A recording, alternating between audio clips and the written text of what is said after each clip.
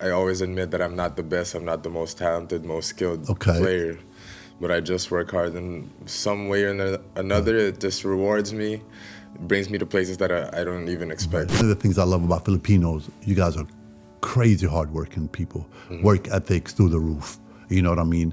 And I even see it in the way you guys even play and represent yourselves on the court, going against you guys and coaching against you guys. What is it that puts that fire in you guys? You know what I mean? Is it the poverty, or is it just, you know what I mean, that's who you guys are? Well, I think both. Yeah.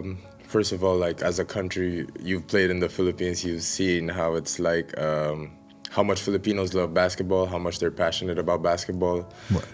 especially anything basketball related. But at the same time, 90% of the Philippines live below the poverty line. Yeah. So a lot of them are faced with real life struggles, daily struggles. Where I won that award of most impressive Asian player Right. was the year that Dubai made a team. So That's crazy. right after that, I got a call up from my agent saying, they're building this team in Dubai, and they got You want to take a hopes- chance on it. They got hopes of being in the EuroLeague, and Right. I felt like I was in my college here when I got the offer from Japan, where it was like another empty room where you have no clue what's gonna happen. Right. So I was just like, You're like, oh, you know man. what? Let's go, let's do it. This is Thirdy, and you're watching Beyond the Buzzer.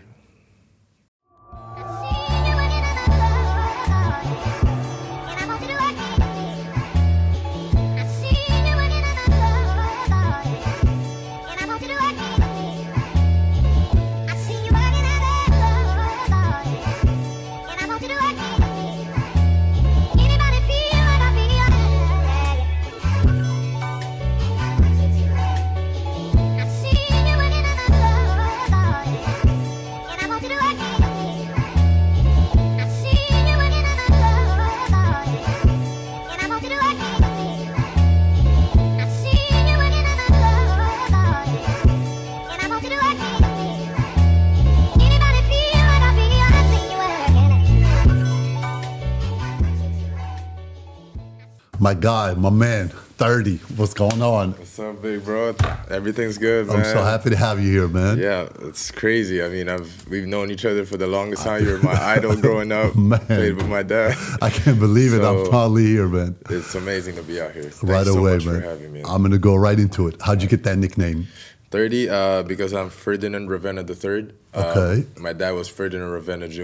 And Okay. my grandfather was Ferdinand Ravena Sr. So since I'm the third, they started, my parents nicknamed me 30. That's why. I Yeah. mean, 30. 30. 30 for 30. And I mean, you're known for dropping 30 piece anyways, too. No. Probably once in my life. But, yeah. Man, let's talk about opening night, EuroLeague. You guys made history.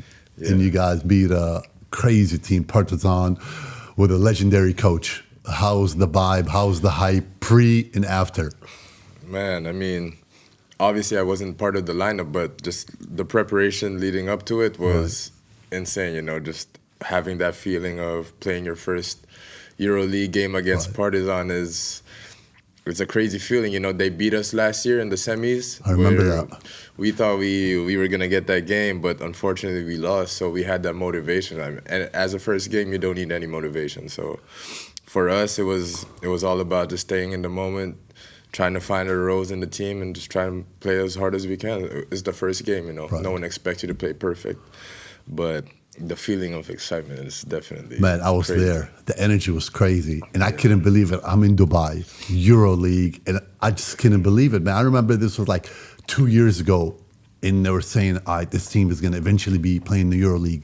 And a year into it, you're already in the EuroLeague and opening night in Dubai. That shit was insane. Insane, like. And everybody showed up too. Yeah, it was yeah. packed. I know, like, if there's any country that would make it possible in that short amount of time, it would definitely be Thanks. UAE and Dubai, man. Man, let's go ahead and jump in. I know you said your father was a hooper. Yeah. Your mom was a volleyball player. Yeah. How did you get into basketball? Is it because of your pops? You come from a family that sports run in their blood. Tell me a little bit more about your childhood. Well, growing up, my first sport was actually baseball. I wanted to play baseball, but unfortunately, because I had a health condition where I couldn't stay under the sun too long or my nose would bleed. Oh, for real? Okay. So I had to switch to an indoor sport. And then after that, I tried out for basketball. Didn't get in because they said I had no footwork. And that time, my parents were playing badminton. Okay. So this was after my dad's pro career. Okay. And they put me in badminton for a year to improve my footwork. And No then way. Tried out for basketball again the following year, got in, and the rest is history. Oh, I'm sure your father's hyped. yeah, You know what I mean? But he never forced the sport, though. For real? Yeah. He just wanted me to have a sport just so, to him, a coach is a second parent. Okay. That he wants that discipline. My parents want that discipline.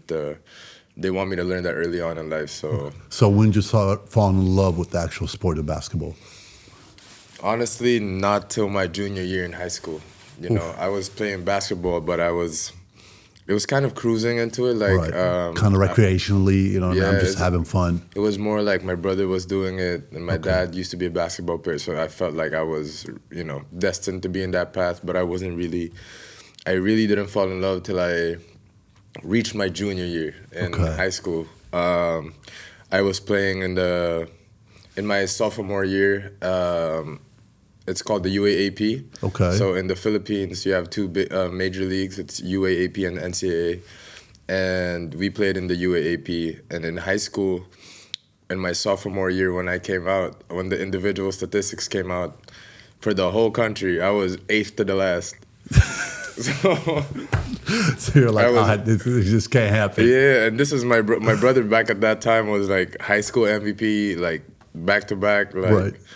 Went to college in his freshman year, won the championship. They were on their 5th straight championship that time. So oh wow, he was on a roll. And then meanwhile, I was here in high school, messing around, playing, joking around, and see my name eighth to the last. I would never forget that.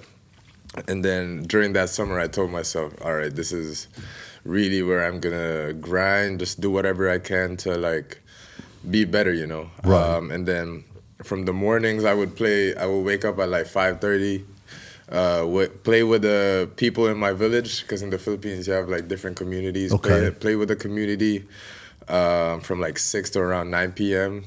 And then we would have high school practice from 12 to 2 p.m., which is strength and conditioning. Okay. And then we take a break from 2 to 4, and then 4 to 6 we go ball practice. So every day my schedule was from 6 a.m. to 6 p.m. I was just basically hooping. Wow. For a whole summer. And after that summer, we had that league. And when the individual rankings came out, I was number 2 in the country. So, get out of here. Yeah. So just off one summer. Off of putting one in summer. the work. Yeah. So that's when. Wow. That's when I realized I had to put in the work. Right. It would definitely reward you, but you can't cheat it. I agree. You can't cheat the process, you know what I mean? So to me, I learned that early on. Okay. And then the following year, I was number 1, went to college, and, Okay. the rest is history. How much did your dad and brother help you in that transformation where you went from 8th to last to now the following summer, now you are top 2, number 2 on that list? Well, to me, my dad's biggest, what I learned from my dad was always about work, hard work, about showing up. You don't have to be the best, but you got to control what you can. You got to put in that work, Okay. And with my brother, he's a different player than me. He's more of a cerebral player. He really understands the game. Okay. So to me, it's just to understand the game a little bit more. Okay. So those are the lessons I learned from my dad and my brother. But I learned a lot from my dad with just hard work, Right. I always admit that I'm not the best, I'm not the most talented, most skilled player, but I just work hard, and some way or another, it just rewards me, it brings me to places that I don't even expect. Right. So, who do you lean on more now in basketball, your brother or your dad, when it comes down to basketball advice? I would say my brother, because we're in we're in contact more. We kind of, my dad played in the PBA in the Philippines, and my brother plays overseas now in Japan. So right now we communicate a lot more because we understand, like, you know, we The have the grind, same what you guys going timeline. through, yeah. That I played in Japan before coming out here, so we kind of understand. I always check up on him. He has games. He checks up on me when I have games. Right. So we just always talk about ball, and we get a phone call every couple days. You know what a lot of people don't know about the Philippines? You guys run a similar system to the States. You know, so your high school program is legit, and then even your college program legit. Walk me through the process of your high school, and then how do you pick your college in the Philippines? Are you getting scouted the same way, the way it is in the U.S., or do you kind of pick and choose upon the level of where you want to go to? Well, I think for me in the Philippines, in high school, it depends on, you know, how good you are. Because if you're one of the top players, you definitely get recruited by multiple schools. Right. Whereas for me, I was the MVP at that time, but I was already committed to basically Ateneo, which was my college. I was Ateneo from grade school, high school, and now college. So that was kind of how I went about it. So you knew you were going to go to that university? Pretty much knew. I didn't look at any other schools, didn't have any tours with different schools, but from high school basically practiced with the men's, with the college team. Right. And that's how it went. But for other people, it depends, because mostly the big tournaments are in Manila, in the city. But a lot of good players come from different islands in the Philippines, different provinces. So some actually come from the provinces and then get recruited in college to the city. Right. And then some are actually from different colleges and then they go pros. Okay. I mean, they're from different provinces and then they go pros. Right. But it's a little bit more rare. It's a rare occurrence. But yeah, I mean, in the Philippines, it's always about, like, it depends on how good you are, and then people will scout you. Right. But now they have so much resources. It used to be one or two schools that would have, like, money to spend on players, and now, like, a lot of schools have like they get a lot of support. Right. Back in my day, they were paying me $120 for a whole month. Damn. As like a stipend. Right. Thing. But now it changed. And it's kind of like the NIL, you know, like with a NIL changed the whole landscape of the game the now. NCAA, now it's kind of like that in the Philippines, where people get houses, cars, in college. So it's crazy how it changed now. Yeah. So it's, before I dive in more into your college, I know in the Philippines, majority of athletes that come through sports come through poverty. Especially in the Philippines. And a lot of these kids growing up, their dreams is to become an athlete, especially a PBA athlete. Walk me through what goes on with these players' mind and how bad, like, they really wanted to make it to the PBA, to get out of poverty, to help their families. One of the things I love about Filipinos, you guys are crazy hardworking people, work ethics through the roof. You know what I mean? And I even see it in the way you guys even play and represent yourselves on the court, going against you guys and coaching against you guys. What is it that puts that fire in you guys? You know what I mean? Is it the poverty, or is it just, you know what I mean, that's who you guys are? Well, I think both. Yeah. First of all, like, as a country, you've played in the Philippines, you've seen how it's like, how much Filipinos love basketball, how much they're passionate about basketball, especially anything basketball related. But at the same time, 90% of the Philippines live below the poverty line. Yeah. So a lot of them are faced with real life struggles, daily struggles. A lot of them have to feed their own families, like, have the breadwinners of their families. So to them, like, it's their way out, you know? Like, to them, like, basketball is, you know, what's in our culture, what's ingrained in our DNA as Filipinos, and it's something that, you know, that they always dream of, and that's how they get their way out of poverty, you know. I've been fortunate enough to be blessed with, you know, to have the means to be able to. We don't have everything, but we had everything that we needed to go to school, to eat everything 3 times a day. My parents provided for that, so very lucky. But not a lot, in the Philippines have that access. Right. So to them, it's definitely a way out. Right. Who'd you look up to growing up? Any athletes? Any PBA former Growing up, athletes? definitely, when I was a kid, Right. I remember my 7th birthday, all I wanted for my birthday gift was for Harvey Carey to show up to my birthday. Harvey, my guy Harvey, So that's my boy, my man. very first idol. Like, it was also Mac Cardona at that time Right. when he was playing for La Salle. Okay. And then Tito Harvey, man. Yeah, Harvey, Uncle man. Harv. Uncle Harv, Uncle Jimmy. Right. Jason Castro for sure. Shout out to all of them, Shout man. out to Great all people, of you guys. man. Amazing Right, people. right. So they were definitely my idols growing up and the Okay. people that I looked up to. And I'm happy that I looked up to them as kids because they're just like what you said, they're amazing people. Yo, they're amazing people, man.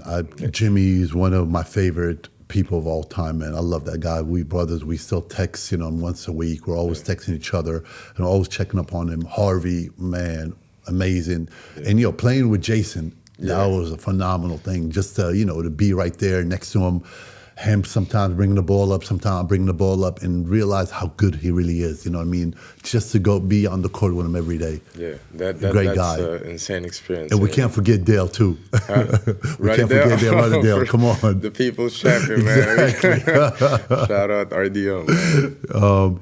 Let's go into your college career, man, because you're coming in with all the hype. Yeah. And your first year didn't go too well. Not at all. Tell me, why it didn't go well? What happened? Well, it was coming from that MVP year in college. Although we didn't win that chip, we lost to another school in the finals. Right. I was basically the probably top 2, top 1 recruit coming in from high school to college. Right. And when you're in your freshman year, you kind of feel like you're on top of the world. I was still on that mode where I feel like I could do anything. Right. And our school is very strict. Like what? I'd be skipping classes. Okay. I'd be doing everything that I could to like. Right. So basically, you got caught up in the college life. Caught up very much so. Okay. And then in my first year, I didn't make the average. I didn't fail any class, but I didn't make the general average for my school, not for the college. Oh, so your school had its own GPA that you had. Yeah, Okay. Had its own average. Didn't make it, but they're so strict that you have to make that as a freshman, or else they wouldn't let you play. So they redshirted me for a whole year, and that year in college wasn't my best basketball year either. I was basically bench warming as well. Didn't play as how people expected me to play. Right. And that was one of the that was the only year that I was teammates with my brother and I bet that was tough on you right there because you wanted to play with him, and unfortunately you couldn't play I couldn't due to the play. grades, and then now you got a redshirt a year. Yeah, so I was playing terrible, and I failed school, and I had to redshirt a year out. So. How did that affect you mentally? Knowing that you went there so you can play with your brother, and now you don't even get to be on the court with him. Yeah, honestly, I got to thank my parents for this, because shout out to my parents, mom and papa, but when it happened, that day that it happened where we found out that I wasn't going to play, right?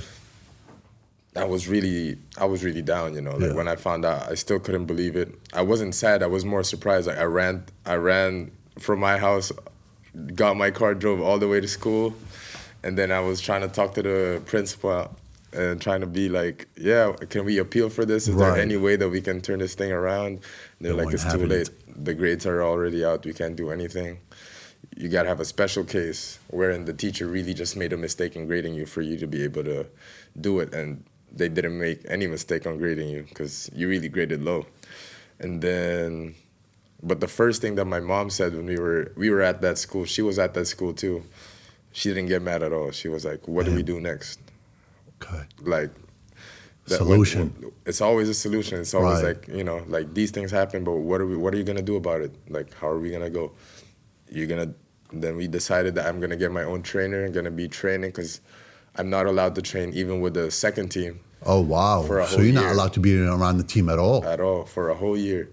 Oh, damn. So basically I had to do everything by myself for a whole year.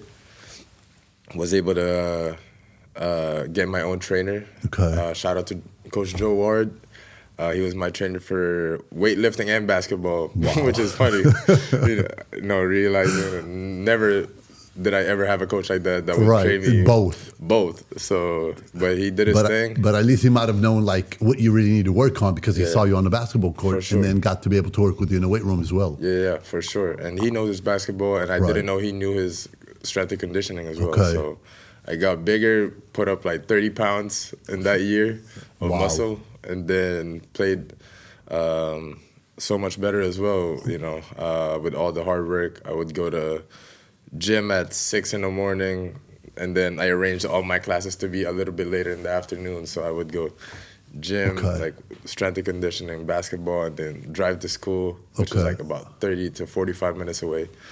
Go to school and then, do the same thing after school. So basically that struggle that first year actually was a blessing because it helped you to learn how to time manage your schedule. You know what I mean? Yeah, and it gave you that motivation, Right. And in the long run, looking back, I'm happy that it happened because in my last year in college was when the following year that the Japanese B.League opened up their Asian player quota. So if I had finished the same year without redshirting a year, I would have been in the PBA. I would have been signed in the PBA. You've not been eligible to go. Drafted. So, like everything works in its perfect time. Man, God always has a plan. Yeah. So, looking back, I was thankful that happened. But I want people to know a guy like yourself coming in as in the number 1, number 2 recruit into college, how you struggled your first and your second year, yet you did not allow that to keep you down. Your last 2 years were phenomenal. You know what I mean? You were the finals MVP. I think back to back to back 3 times. 3 finals MVP, correct? Correct me if I'm wrong. Yeah. And you're able to lead a university to a championship. How did you change your mind from, you know what, I struggled, I didn't play my first year. Second year, I was struggling as well. You know what, let me put it together and take over this. What was the switch like? How'd you turn it on? You know what I mean? Just for people to know. Yeah. Well, to me, these things always happen, like there's always going to be a struggle of some sort in your life. There's always going to be a crisis. Right. But it's always about controlling what you can. You know, you control what you can control. And to me, at that time, it was always this, how hard I worked, if I showed up or not.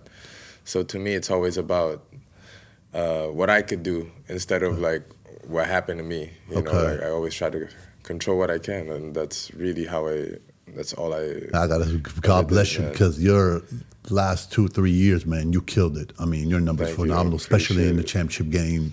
I mean, I think one game you had 32, a game you had 39. And for you to get the finals MVP speaks highly of your work ethic and how when you dedicated the time for it, it paid back, you know what I mean? Yeah. Now you're done from college.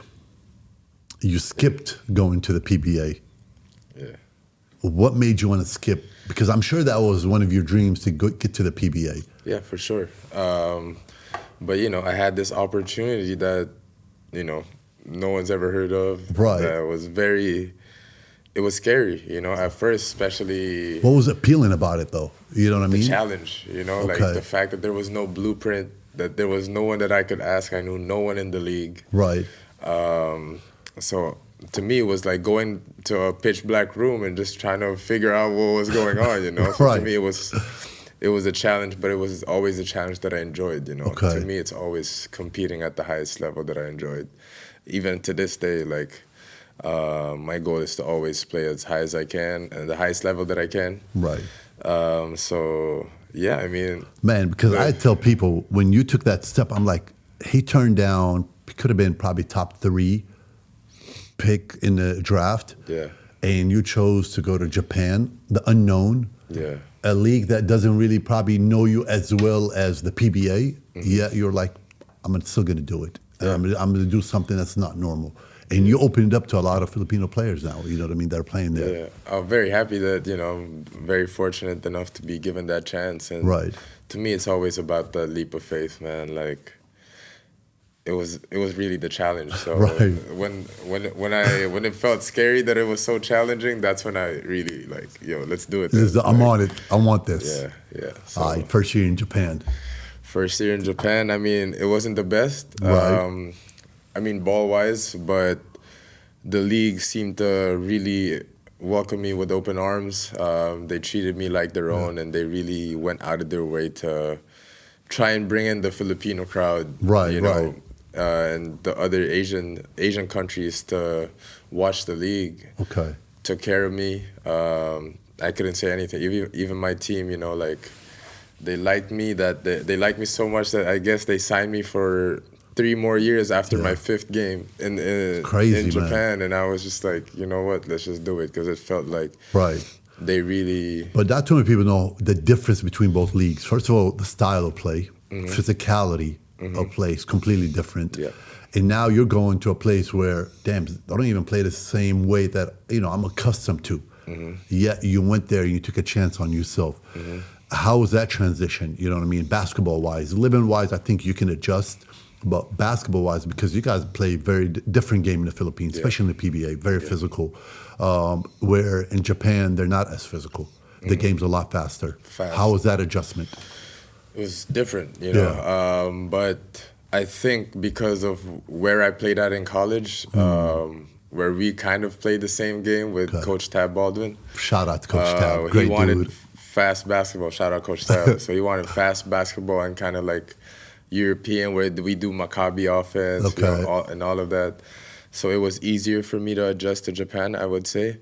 But it's really the 3 imports per team that was really tough, because you know, coming in from college, we had an import, but it wasn't a Japanese like B.League level import that were playing. I mean, we obviously had a couple of guys that were exceptional, but in Japan, you got 3 guys that are ex-NBA, ex-EuroLeague, high-level imports that you have to play with, and having 2 of them, or sometimes 3 of them on the court at the same time was a big adjustment for me, you know. In the Philippines, I'm a little bit bigger and taller and stronger than most, so that was kind of my advantage. But in Japan, it, you know, negated itself, since everyone was pretty much the same, or was stronger. It tough for you to go from, you were the man on that college team, to now you got to share the limelight. Now you got to share the ball. Now you might be 2nd, maybe 3rd option on some nights, maybe 4th. How was that transition too, for somebody that's come in from 3 times Finals MVP? Yeah, honestly, it took me a long time to realize that you don't have to do everything.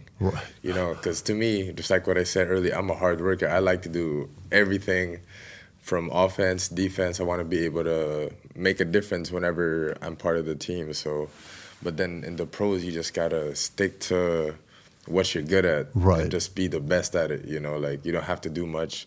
You just got to be the best at what you do. So that's, I think, it took me a long time to learn in the pros. Even right now, I'm continuously learning. And I feel like being out here really helped me a lot in terms of like perspective on basketball, and, you know, what you need to do in order to have a long career in this field. It's insane what people don't understand, how much season to season it helps an athlete grow in so many different ways, you know what I mean? Like things can go great the first year, 2nd year you can hit a wall, and then 3rd year something else can happen. Throughout that 3 years you were in Japan, what was the toughest thing, like the milestone, let's say the toughest thing and the milestone that you went through in Japan? Toughest? Was it COVID? That was the first one. Having such a strict, you know, it was so strict in Japan. The environment was crazy. Japan was on lockdown for 2 years. So you couldn't basically just go anywhere at that time. And it was the first time I was away from my family for that long. And they couldn't travel to see me. So that was definitely tough. But also an injury. In the same year, I got injured, actually the start of 2021. Broke my hand, had to be by myself for 3 months with my main hand injured in a cast. So I had to do everything in my house by myself. No family, no nobody. No family, no nobody. Cooking with my left hand, everything. So it was tough, but you know, such is life, man. Like it happens to everyone. I mean, there are always bigger problems than that. Right. But yeah, I mean, in basketball, I think it was, what was it? Outside of my injury was I wouldn't say it's a problem, but to me it's just because I feel like I signed the extension with a team that I never thought that I would sign. Like I felt like there was always pressure. Okay. You know, pressure to perform, especially being one of the guys on the team that were paid. It was always that mental thing. It was a struggle, you know, just trying to prove your worth to the team and to the league. On every given night, yeah. Any given night, yeah. So I think that was my biggest Do you feel problem. you committing on a long-term deal hurt you or helped you? Most definitely helped me. Okay. Because I would say that, and just like what I said, everything worked in its perfect time. Right. You know, I was given an amount where I was very, very grateful for. I'd like to thank my agent, Right. Daniel. I mean, you did win most impressive Asian player. You know what I mean? Yeah. And you did make an I think you made 2 All-Star teams. Yeah. So I mean, Asian All-Star team. So you did show that you know, I mean, you earned that contract and you belong on that stage. Yeah, I would like to think so, but yeah, I mean, shout out Daniel, shout out Mark Dickel, of course, for everything. But yeah, I mean, just coming out to perform every single night, and it worked in its timing because right after my final year where I won that award of most impressive Asian player was the year that Dubai made a team. So that's crazy. Right after that, I got a call up from my agent saying, you know, they're building this team in Dubai, and they got. You want to take a chance on it. They got hopes of being in the EuroLeague, and I felt like I was in my college here when I got the offer from Japan, where it was like another empty room where you have no clue what's gonna happen. Right. So I was just like, you're like, oh, you know man, what? Let's go, let's do it. Wow. Like not even right when he said that he wanted to do that, we were planning on going EuroLeague. I was like, you know what, like, let's do it, like. Before I go into Dubai, BC, did you at any time when you were in Japan think, you know what, man, let me go back to the PBA and shine there and be the man there and show my family, my people, I belong? I definitely thought about playing in the PBA at some point in my career. Right. But to me, while I'm still able to play overseas, I would like to take that opportunity and be able to play outside first before I. Just because you know you can always go back, right? Yeah, to in a to sense. the PBA and, in a sense. Yeah, you know yeah, what I mean? and you know, like I wouldn't ever feel that my career would be finished or truly accomplished if I don't play in the Philippines. I feel like there will always be an asterisk if I don't play in the PBA. So, you know, it's still, you know. All right, so I'm going to ask an uncomfortable question. Yeah. Why you are not on the Filipino national team? What is going on, if that's the case? I mean, I have no idea, you know. Back then I was part of the World Cup pool. Okay. And then I was one of the last guys to get cut for the final 13 or 12 in the roster. And then I think that was my last stint with the national team. Wanted to go back, of course, you know. Right. Like, I always want to represent my team. So you do want to represent the country? Of course, 100%. Never said no to not representing the country, and I think in my life. So I've always asked that question. Why is he not on the team? Is it something political? How are you with your peers? I'm good. I got nothing against any of the players on the national team. I love them to death. They're my brothers. We've been through a lot. Management? Management, I don't know. It's something that's internal that you know, I don't really try and force myself. Of course, they would reach out to you if they really wanted you, but I wouldn't like try and go out of my way to really take a spot. Do you think the older generation, the one are in place now, jealousy, envy, maybe because you're too big of a name, they want to keep you out? Could it be that, or could it be because talent is there? I mean, your talent tells me you should be on the national team. So why are you not there? So it got to be something else off the court. I think it would be off the court if there's anything. I mean, like with the team that we have, I know they're strong, but I could definitely find my part in that team and be able to help that team. Yeah, no offense to the 12 that are on the team, but I believe that your talent, especially I've been watching you guys for the past minimum 5 years, you definitely belong on that team. You can't tell me somebody that plays at that high level in Japan and gets a contract in Dubai BC, he does not belong on the national team. There's no way in hell. You know what I mean? So whatever you guys got to do, get this dude on the national team. You know what I mean? Shout out the national team.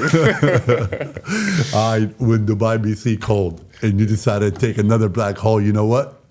Let's go. Let's go for the joyride. Yeah. How was it? How was your thought process behind it? Where did you feel you're going to stand with that team? Did you have any idea who's going to be on the team? What is the goal for that year, their first year? There was nobody on that team. Like, honestly, when my agent gave me that offer, we were both in LA. We met up at LA. Okay. And then he told me, like, they're trying to bring in players from different teams in Europe, but there's no final roster yet. They've only signed, I think, a couple players on a team, and I didn't know who they were at that time. And then I was just like, you know, it's another chance. Just the level of basketball alone would be enough for me to, you know, just being able to train with these guys every day, Great. I think would be such a big help. I didn't even, you know, obviously I wanted to play. Right. But in my head, I was just thinking of how much I could get better being in this type of environment, you know, bringing in EuroLeague guys, ex-NBA guys. And yeah, I mean, when I thought about it, which was not long. It wasn't the same conversation where I told him we'll sign it. Let's do it. He was actually gonna give me like 18 hours to like think about where I want to sign because we had a couple options. Okay. But after like 30 minutes of that conversation, it was like, Have you been to Dubai prior to signing? I've been to Dubai in 2020 actually. Okay. When I played with Mighty Sports back at that time. Okay. The Dubai International Tournament, was it? Yeah, where we played Riyadh. Yeah, Dubai International Tournament, yes. Yeah, it was that. Okay. I was with Andre Blach. Right. Yeah. Who else was there? Bachman. Bachman, yeah, was on that team as well, correct. Mikey Williams and everyone else. But yeah, prior to that, I had no experience, you know. Right. They said we were going to play in the B.League. Okay. And at that first year, I think they were saying we're trying to join the Euro Cup and then eventually join the EuroLeague. Right. So just the playing in Europe alone was already enough for me to be like, yeah, let's do it. I mean, I'm very proud how much like you elevated your game to be able to get to Dubai BC, going into a team that just was established. Coming from Japan are very organized. Organization, structure, and everything they do, practice, when they leave, you know, every little thing, I'm sure it's like on the dot. Textbook. How was Dubai? Were they the same, or they're still learning on the job? Definitely learning on the fly, especially the first year, because you know everybody was new. Right. We didn't know how things were going. Everyone on the team, from the management, the coaches to the players, everyone was new. So we were learning as we go, and it was kind of hard. It was a challenge at first, but we got used to it where it was like everything's a process. Okay, it's the first year, so everybody kind of had that leeway wherein, you know, you accept kind of like all the little things that you kind of just let it slide. Let it slide. You know? But they're on time with everything, with the with the payment, everything. It was good. So everything was good on that end. So they were taking care of us, and we could see that they were taking care of us the best way that they can. With what they had at that time. So at least personally to me, like everything was good. You know what I like about this move? You being here in Dubai, you're such a big name on the social media, and you use your platform very well. I think this opened up a lot of doors for you, a lot of opportunities, and you probably met a lot of great people that you can venture out with and think of things that you could do off the court. Tell me how much being in Dubai, rubbing elbows with successful people that are kind of opening your eyes to new ventures, things that you want to do maybe when you're done playing or while you're playing. Definitely in Dubai, you meet a lot of great businessmen, a lot of creatives. I've met a lot of Filipino family that I would say here that really try to push me to be multifaceted, you know, like they understand, they're trying to tell me that basketball is not forever, and I know that. But to them, it's them really trying to push me, trying to tell me to do everything that I can to set myself up for the future. Right.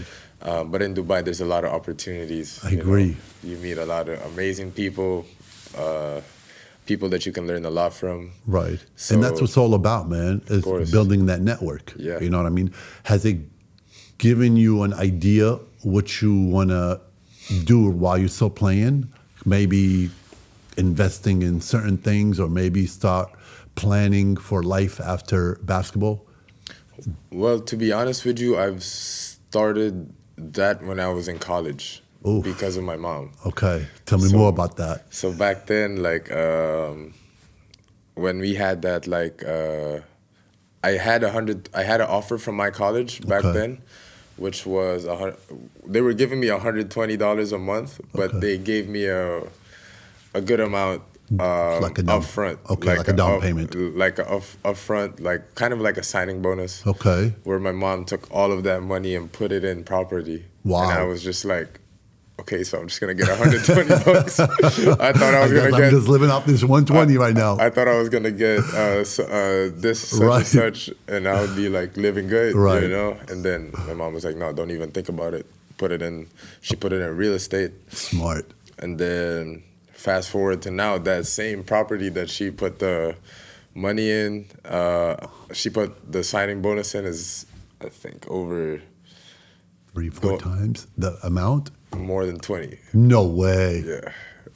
No, shout out to my mom. So. Man, mama knew what she was doing. Shout out to my mom. And she's always been that person in the family where she would really make a sacrifice that short term, like enjoyment, that short term, that high that you have when you get that money. Right. And you might end up spending on, nonsense, on something that wouldn't have anything in return, that wouldn't give you anything back. Right. And then she would always, teach us to put it in somewhere that would appreciate. So for us, it was real estate. And throughout my career, in my pro career, every year, I try to buy a property or invest in something in the Philippines. In the Philippines, yeah. Very smart. Every contract that I get, I try to invest. So I've invested in a couple of properties. I bought a penthouse in the middle of the city in the Philippines, and then I had it rented out. Ice plants. I have ice plants in the Philippines. Get out of here. Yeah. So man. So we're trying to do that right now. It's because of my mom. I mean, this is what it's all about, man. This is exactly what I wanted to hear. Yeah. And then how often are you thinking of these things, these ideas, and these business ideas? Is this something that you go through on a daily basis where you designate a certain amount of time? Hey, okay, let me talk to some people, maybe a manager, my mom and dad. What should we do next? What are the next investments we should be working on? Yeah. Is this how it usually works, or you just do it organically? Back then, it was every time I get a contract, I would always think of where should I invest first? Okay. Because I wouldn't I get not antsy, but I kind of overthink if I don't buy an investment, because I know I like buying stuff, so right. I might end up spending my money on nonsense. So back then, before a contract, I would just talk to my parents, what can I do, what can I get to invest my money in, and all of that. And then now that we've networked a little bit in the Philippines, the opportunities just come organically, when you meet someone, and then you get an opportunity to put up something, and then you meet another person where it's a different venture, but they give you that same opportunity. So now, I think the thing that we're doing now is building a hostel in the island in the Philippines, where it's up and coming, where there's nothing. It's not commercialized yet, but it's gonna be the next big island in the Philippines where foreigners would go to. And you got jumping on it early. Had to jump in on it early because we had that chance, We got offers from our friend in the Philippines. Shout out Kuya James. He gave me and my brother the opportunity to build that, and he's basically the guy that does all the big hotels in Palawan. I don't know if you know Palawan. I've heard of it. I don't know it, but I've heard of it. It's an island in the Philippines, and all the hostels there, he's basically the guy that does them. All the big hotels, He's the one that does them, so gave us that chance. And Yo, I got to give you props, man. You got the right people around you. You got the right people around you. That's it's all about, man. Very, very blessed. Yes. I mean, it started with my mom for sure. Right. So, how do your endorsement deals come? Endorsement deals, well, before I had a manager in the Philippines. Okay. But when I left the Philippines, I was only with Nike. Okay.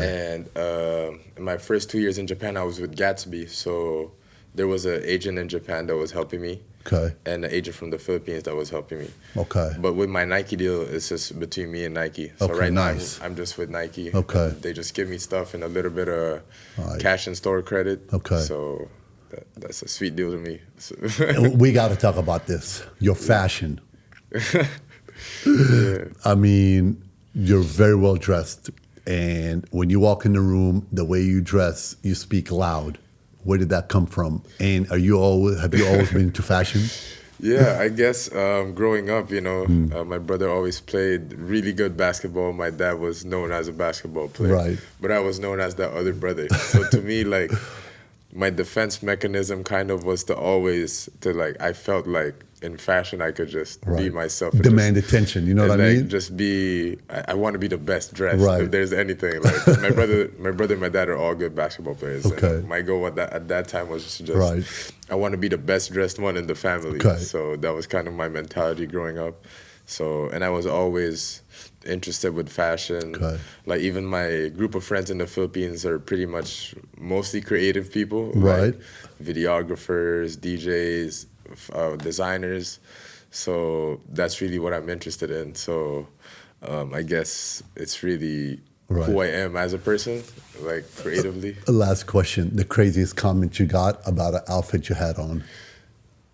Man, I wore this skirt. Oh, I know that one too. Yeah, I know that. I wore this skirt to, Right. I know it's dangerous, but I wore this skirt to Dubai and people saw it online and I had an interview and what was the craziest one that I've seen? I think they could say, honestly, people could say anything that they want, right? Except for the fact that I'm trying to copy someone. Because I'm not trying to copy someone. That's the Fair. only comment that would like make me rage a little bit, But it's always about trying to dress up like a girl or whatsoever. But lame ass comments. But it's normal though. I get it. If they don't think that you're kind of like such and such, there's always I can't say it on the air, but you gotta have like a certain percentage of like being. People gotta wonder if you're straight or not, if you're not like homeless or not, or anything else. There's like a mix, and if they all gotta wonder all of that in one outfit, then you're doing the right thing. Exactly. Let them keep wondering. That's what I would say. That's what I would say. But just be myself, man. Much love, man. I mean, I love your outfits. I love your bold statements. Keep doing your thing. Keep being you, man. And I appreciate you. Man, I think you're gonna have I think you got a phenomenal career ahead of you. It's just the beginning. Keep grinding. Keep doing your thing, man. Yeah. And if anything I could do, I'm always here. I'm your big brother, whatever you need, brother. And we appreciate you for being on Beyond the Buzzer. And I appreciate you for having me, man. You've always been a big bro to me. You've always been helping people with nothing, expecting nothing in return. And, just like Kuya Jimmy, Kuya Harvey, y'all are just amazing people, and y'all just help everyone around you, make everyone around you better. So I just want to thank you for that. Thanks Much love, brother. For the advice every single time. Much love, man. Yeah. Appreciate you. Thank you. Make sure you like, subscribe, and comment.